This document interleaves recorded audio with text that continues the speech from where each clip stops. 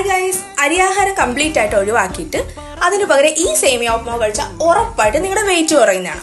ആദ്യം തന്നെ കുറച്ച് നെയ്യ് ഒഴിച്ചിട്ട് കടുകും ജീരകവും പൊട്ടിച്ചെടുക്കണം. നെയ്യുടെ ടേസ്റ്റ് ഇഷ്ടമല്ലാത്തവർക്ക് കുറച്ച് ഓയിൽ ചേർക്കാവുന്നതാണ്. പിന്നെ ഇതിൻ്റെ അകത്തേക്ക് കറിവേപ്പിലയും ഒരു പച്ചമുളകും കീറി അതും ജസ്റ്റ് ഒന്ന് വാട്ടിയെടുക്കുക. അതിലേക്ക് നമുക്ക് ഇഷ്ടമുള്ള വെജിറ്റബിൾ ഇടാം കേട്ടോ. ഞാൻ ഉള്ളിയും ക്യാരറ്റും മാത്രമേ ചേർത്തിട്ടുള്ളൂ. പിന്നെ അതിലേക്ക് ആവശ്യത്തിനുള്ള വെള്ളം ഉപ്പിട്ട് തിളപ്പിച്ചെടുക്കണം. പിന്നെ ഞാനിവിടെ ഉപയോഗിക്കുന്ന സേമിയ എന്ന് പറഞ്ഞാൽ മൈദയോ ഗോതമ്പോ ഒന്നുമല്ല, സാധനം മില്ലറ്റ് ആണ്. ഹിൽസ് നാച്ചുറൽ ബ്രാൻഡിന്റെ ആണ് ഞാനിവിടെ എടുത്തിരിക്കുന്ന മില്ലറ്റ്. വളരെ ഫൈബർ കണ്ടന്റ് ഉള്ള ഒരു ഐറ്റമാണ് ഈ മില്ലറ്റ് എന്ന് പറയുന്നത്.